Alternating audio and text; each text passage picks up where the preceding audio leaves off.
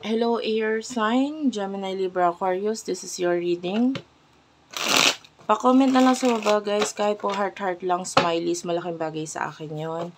At masaya akong nababasa yung mga nag-share ng mga stories nila sa baba. So, nakikita ko yung mga nakaka-relate talaga. Maraming salamat sa inyo. Okay, kung bago ka pa lang, wag mahihiya. Pwede ka mag-subscribe. Yan, sana makuha mo rin ako as your guide. And, I do have TikTok. Please do follow me there. Unicorn Princess Tarot. At meron akong bagong Facebook page. Actually, yung dati kasi hindi ko na masyadong na-active. So, ito yung mas i-active ko ngayon. Madam P, please do check it out. Air sign, Gemini, Libra, Aquarius. Ito gustong maglabas. So, kukunin natin yan. Page of Wands is here. Oh, wow. Wow. Air sign. Kahit wala kang gawin, nakakita tayo dito ng malaking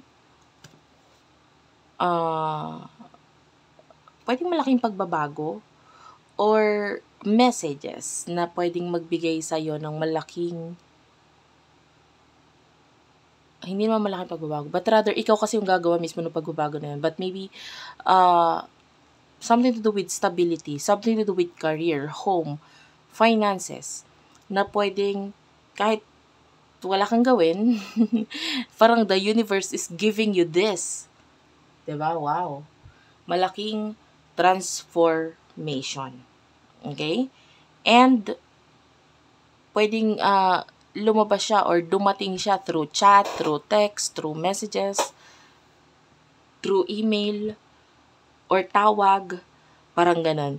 And as simple as maybe a friend. Ito example lang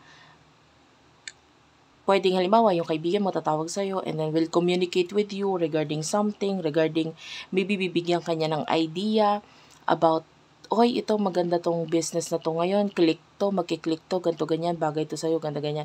As simple as that, giving a friend giving you an idea or maybe a loan, tax, or something na ibibigay sa'yo because magaling ka, because nakikitaan ka ng potential, or maybe yung iba sa inyo could be uh, pamana, pwedeng ganyan, or money ng iba ang i-handle mo, and this would give you stability. It's like a major breakthrough actually, na parang wala kang ginagawa. Actually, kahit wala kang ginagawa, you're nasa bahay lang, sleeping, magugulat ka na lang, oy, may babayaran ako sa'yo, ganyan. So, pwedeng may mga kautangan in the past magbabayad sa'yo, or maybe mga bagay na pinaghirapan mo in the past na mapupunta sa'yo or mababalik sa'yo. Ayan. Yeah, this is like the Page of Pentacles. This is money na or stability na ibinibigay sa'yo. And you do have the Empress. So, you will feel good about this. You will definitely, alam mo yung energy is paparating. So, i-welcome mo yan, i-manifest mo yan. Very, very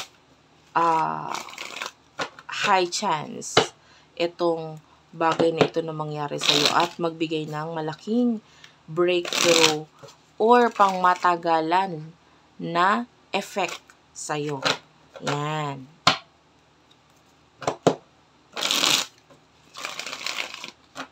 Sino tong person na connect mo pagdating sa love? Of course, maganda na yung message sa career, no? How about pagdating sa love? For air sign, please. Person na nakakonect ni air sign. Person na nakakonect ni air sign. Person na nakakonect ni air sign. Please, spirit guys, angel guide. Oh, wow. What is this? There's a past person energy with the 6 of Cups. This past person, mahal ka pa rin yan, no? The lovers. Pwede nagkaroon ng relationship, friendship, or partnership sa inyo. Three of Swords. Nasasaktan siya Nasasaktan siya. Pwedeng itong person na to, magulat ka na lang, bigla siyang mag-message sa'yo regarding something, and pwedeng hindi kasi siya okay during that time na magme-message siya sa'yo. This person is really not okay. Pwedeng may kinalaman sa love relationship niya currently, or regarding sa emotion niya, nasasaktan siya, etc. Pwedeng mag-message siya sa'yo, maybe for you to help him or her na malagpasan ko naman itong emotions na nararamdaman niya. This person really do loves you. Mahal ka niya with the Ace of Cups. So, messages for ear sign, please. For ear sign.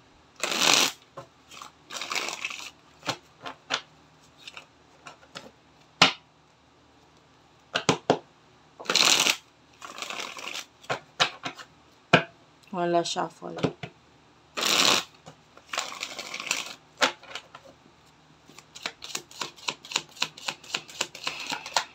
Okay. Eight of Swords, the Death card.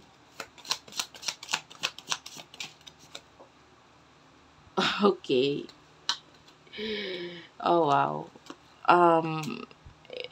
Yan. This person, sa pagbabalik niya pa kasi parang gusto niya bumalik sa buhay mo. But, ikaw ito nakikita natin hindi nagiging open, lumalayo, umiiwas. You know, and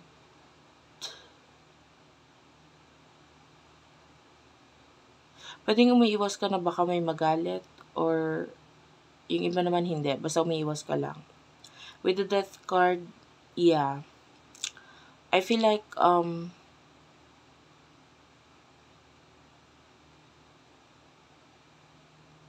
pwedeng ikaw na kasi yung napagod, or you don't know what to do. Yan, ganun. Yung iba pwedeng hindi mo alam kung anong gagawin mo sa pagbabalik nitong taong to.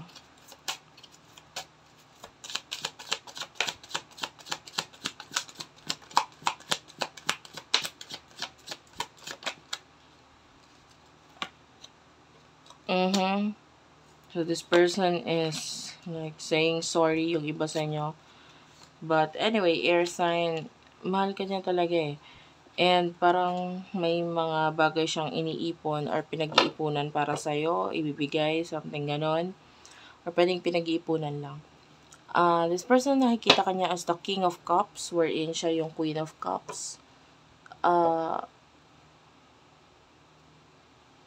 Gusto niya ng something stable sa inyo, hindi kanya kayang i-let go talaga. Parang kaya niyang akuin or gusto niyang akuin yung mga responsibilidad. Yeah, this person is coming in here fast. Gusto niyang magbigay ng offer or something sa'yo, but of course, what will happen in the future for you? Ear sign. For ear sign in your future, please. Two of Pentacles, Five of Wands. In the near future for ear sign. Five of Cups.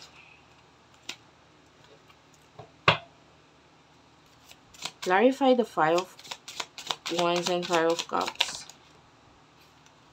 Okay. Page of Pentacles, Five of Pentacles is here. Clarify the Five of Wands, Five of Pentacles, and Five of Cups. There's this Page of Cups. Okay, wait lang. Okay, nalaglag yung mga cards. Wait lang.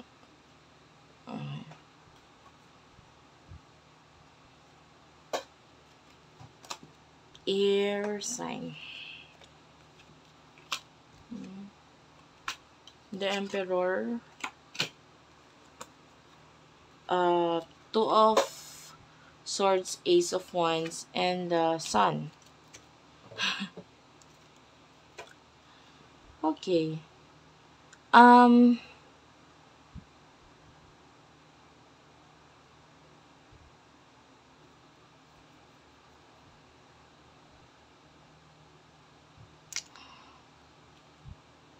Nakita ako dito ng some of you, may mga bagay kang bina-priority in the future eh. Pero pwedeng hindi masyadong mag-workout ito. Ang laki ng energy dito na some of you, this is a relationship with someone, pwedeng co-worker, business partner. No, not business partner. Kasi pagdating sa money, okay naman eh. I mean, yeah, pwedeng may kinalaman sa love. If you are currently in a relationship, pwedeng hindi masyadong mag-workout itong relationship na to, and this will bring you sadness, galit, and paghihiwalay. So, I can see back-to-back offer of new love or new people na gustong maging part ng buhay mo. Like, they want to replace itong taong mawawala sa'yo. Like, this could be related sa love. Yan. And, yung iba naman sa inyo, kung wala ka namang karelasyon, I can see na may mga tagahanga ka dito. And they really do like this energy pag tawing hindi ka okay. Kasi parang feeling nila may silbi sila. So, gagamitin nila itong opportunity na to para mas mapalapit sa'yo. And some of you, there's a high chance ng renewal of a relationship, pagbabalik nitong the Emperor energy. The Six of Wands is lumalabas as parang pagbabalik na energy. And there's going to be a new beginning. Of course, yung decision is nasa sayo with the Two of Swords. And I feel like possible na maging masaya in the future itong relationship na to. Kasi parang this is what both of you want, no? And medyo magulo yung naging nakuha kong energy kasi kaya kunin mo lang kung alin yung sa'yo doon. Okay? And there's a decision to make in the future pagdating sa iyong love. Kasi marami ang gustong maging parte ng buhay mo. Thank you for watching. I love you all and bye-bye.